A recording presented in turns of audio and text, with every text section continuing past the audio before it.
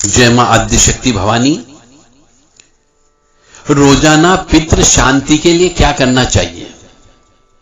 मेरे पास जिनको पितृदोष है, जन्म पत्रिका में पितृदोष है और जन्म पत्रिका न होने के बावजूद भी पितृदोष के लक्षण नजर आते हैं, तो वह मनुष्य ये पूछते हैं कि साहब पितृदोष की शांति के लिए रोजाना क्या किया जाए जिससे हमारे पितृ शांत रहें और हमें कष्ट प्रदान न करें। तो रोजाना पितृ शांति के लिए कुछ उपाय हैं। उन उपाय में से जितने ज्यादा आप उपाय कर सकते हो, परंतु जो भी उपाय करें नियम से करें और एक ही उपाय लगातार करता रहें, तो पितृ अवश्य शांत होंगे, आपको आशीर्वाद अवश्य प्रदान करेंगे। गाय के सूखा गोबर, जिसको कंडा भी बोला जाता है, कंडी भी बोलते हैं, कुछ लोग उपले बोलते हैं, यानी गाय का ही होना चाहिए, भैंस का नहीं होना चाहिए। उस गाय के सूखे गोबर के ऊपर उसको जला करके उसके ऊपर घी शक्कर मिला करके छोड़ना है। ये कार्य सवेरे सवेरे ही कर लें, जल्दी उठ करके कर लें। घर में कोई भी भोजन करे, नाश्ता पानी करें, उसके पहले आपको ये काम करना है। और जब उस जलते हुए गाय के सूखे गोबर के ऊपर घी शक्कर आप छोड़ेंगे, तब ओम नमो भगवते वासुदेवाय इस मंत्र का जप करना चाहिए। जब तक उस गाय के कंडे से धुआं निकलता रहता है, तब तक आपको अपने पितरों की शांति के लिए ओम नमो भगवते वासुदेवाय, ओम नमो भगवते वासुदेवाय इस मंत्र का लगातार जप करते रहें। घर के मुख्य दरवाजे पर दहलीज के बाहर पितरों के नाम से 4 बत्ती वाला दीपक, जिसको चौमुखी दीपक भी कहा जाता है, सरसों के तेल का लगाना चाहिए और या फिर तिल के तेल का लगाना चाहिए। और यह दीपक रोजाना संध्या काल में लगाना चाहिए। एक बार और सुन लीजिएगा कि संध्या काल के समय पे घर के मुख्य दरवाजे पर या फिर दहलीज के बाहर पितरों के नाम से 4 बत्ती वाला दीपक, जिसको चौमुखी दीपक भी बोला जाता है, वह तिल के तेल का या सरसों के तेल का लगाएं। दीप को वहीं पर रख करके ही प्रज्वलित करना है, घर के अंदर से प्रज्वलित करके बाहर नहीं ले जाना है। और जब दीप प्रज्वलित करते हैं उस वक्त ओम सर्वेभ्यो पितरेभ्यो नमः ये बोलते हुए दीप का प्रज्वलित करें। तीसरा उपाय है रोजाना 1 रोटी ताजा, जो पहली रोटी बनती है उसमें गाय को गुड़ रखकर खिलाना चाहिए। बासी रोटी नहीं होनी चाहिए। पितरों के निमित्त बड़े बुजुर्ग, वृद्ध, माता पिता, दादा दादी या कोई भी वृद्ध व्यक्ति के चरण स्पर्श कर आशीर्वाद लें।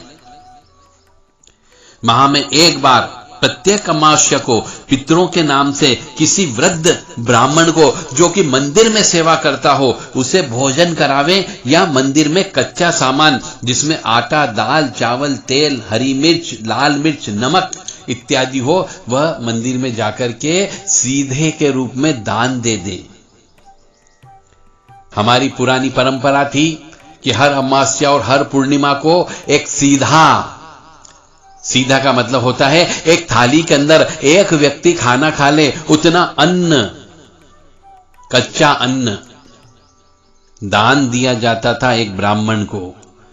और यदि ब्राह्मण घर पे नहीं आता था किसी वजह से, तो मंदिर में जाकर के रख के आते थे। इससे पितृ बहुत प्रसन्न होते हैं। यह परंपरा हमने छोड़ दी। इस वजह से भी पितरों का क्रोध उत्पन्न हो गया है, जिसकी वजह से मनुष्य ऋणी हो जाता है। उसके यहां विवाह नहीं होते हैं, विवाह हो गए तो बच्चे पैदा नहीं होते हैं। तो यह सीधा नाम की एक चीज है। यह आप हर अमावस्या और हर पूर्णिमा को मंदिर में अवश्य छोड़ करके आया करें। अमावस्या को घर के जाले अवश्य साफ करें, घर के अंदर जाले नहीं होना चाहिए और अमावस्या को ही साफ करना है। ओम नमो भगवते वासुदेवाय मंत्र, इस मंत्र की 5 माला एक घी का दीपक लगा करके रोजाना करें तो पितरों की शांति होगी। ज्यादा से ज्यादा यह माला करने में 25 मिनट का समय लगता है। तो आप आधा घंटा अपने पितरों के लिए निकालिए और सुखी जीवन व्यतीत करिए, कष्टों से दूर रहिए, निरोगी काया रहेगी आपकी। करके तो देखें। पुराणों के अनुसार पितरों का निवास चंद्र के ऊपरी भाग पर है। शास्त्रों के अनुसार पितरों को चांदी की वस्तुएं बहुत प्रिय है, जैसे चांदी, दूसरा चावल, दूध से बनी हुई वस्तु, खीर। अतः प्रत्येक अमावस्या को इन वस्तुओं का दान करें, खीर का दान करें, दूध का दान करें, चावल का दान करें, खिचड़ी बना करके दान करें। प्रत्येक अमावस्या को अपनी उम्र के बराबर भोजन के पैकेट बना करके बांटना चाहिए, जिससे पितृ बहुत प्रसन्न होते हैं।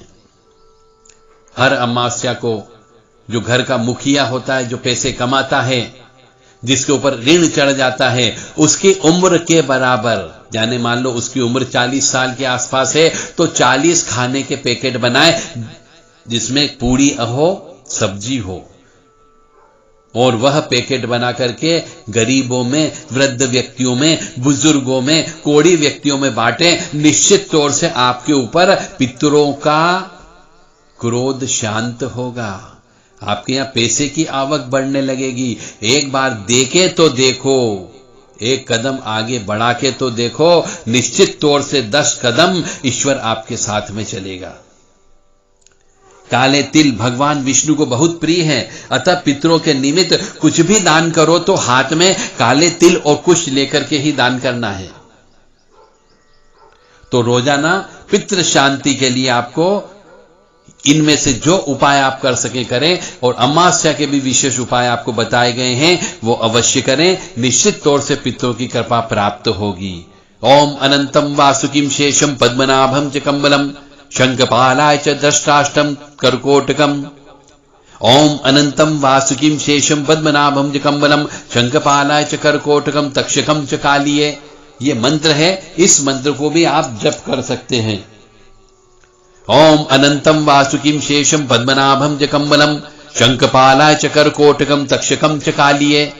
ये मंत्र भी है, नवनाग स्तोत्र है, इस मंत्र को भी आप जप कर सकते हैं। इससे भी पितृ बहुत शांत होते हैं। कहां किसी भी मंदिर में हवन पूजन हो रहा हो तो वहां पर आप काले तिल खरीद करके दान देने से भी पितृ बहुत प्रसन्न होते हैं। आप अपने घर में भी पितरों के नाम से हवन करा सकते हैं, कृष्ण के नाम से हवन करा सकते हैं। ओम नमो भगवते वासुदेवाय मंत्र का काले तिल और घी शक्कर मिलाकर के हवन करें, उससे भी पितृ की शांति होती है। आप चाहें तो रोजाना 108 आहुति या 54 आहुति या 57 आहुति आप दे सकते हैं, तो भी पितरों की शांति होगी। रोजाना घर में संक्षिप्त हवन करने से भी पितरों की शांति होती है। अब संक्षिप्त हवन का मतलब हो गया है, मैं मंत्र बोल रहा हूं, आप सुन लें, उनको नोट डाउन कर लीजिए और हवन करिए। कोई विधि विधान का पालन करने की आवश्यकता नहीं है। अब संक्षिप्त हवन कैसे कि हवन अग्नि प्रज्वलित आप कर लीजिएगा, और अग्नि प्रज्वलित करने के बाद में हवन सामग्री तैयार कर लीजिए, काले तिल घी शक्कर मिला करके, और आसन लगा करके बैठ जाइए और हवन करना प्रारंभ करिए। अब हवन कैसे करेंगे पितरों का? संक्षिप्त हवन। ओम श्रीमन महागणाधिपते नमः स्वाहा, ओम उमा महेश्वराभ्यो नमः स्वाहा, ओम शची पुरंदराभ्यो नमः स्वाहा, ओम वाणी हिरण्यगर्भाभ्यो नमः स्वाहा, ओम लक्ष्मी नारायणाभ्यो नमः स्वाहा, ओम कुल देवताभ्यो नमः स्वाहा, ओम इष्ट देवताभ्यो नमः स्वाहा, ओम ग्राम देवताभ्यो नमः स्वाहा, ओम स्थान देवताभ्यो नमः स्वाहा, ओम स्थापित देवताभ्यो नमः स्वाहा, ओम सर्वेभ्यो देवेभ्यो नमः स्वाहा, ओम सर्वेभ्यो पितरेभ्यो नमः स्वाहा, ओम सर्वेभ्यो तीर्थेभ्यो नमः स्वाहा, ओम सर्वेभ्यो सिद्धाय नमः स्वाहा, ओम नवग्रह देवताभ्यो नमः स्वाहा, ओम कुल देवताभ्यो नमः स्वाहा, ओम वास्तु देवताभ्यो नमः स्वाहा, ओम गुरुभ्यो नमः स्वाहा, ओम रिद्धि सिद्धि बुद्धि सहितासी मन महागणाधिपते नमः स्वाहा, ओम मातृ पितृ चरण कमलेभ्यो नमः स्वाहा, ओम पितरेभ्यो नमः स्वाहा।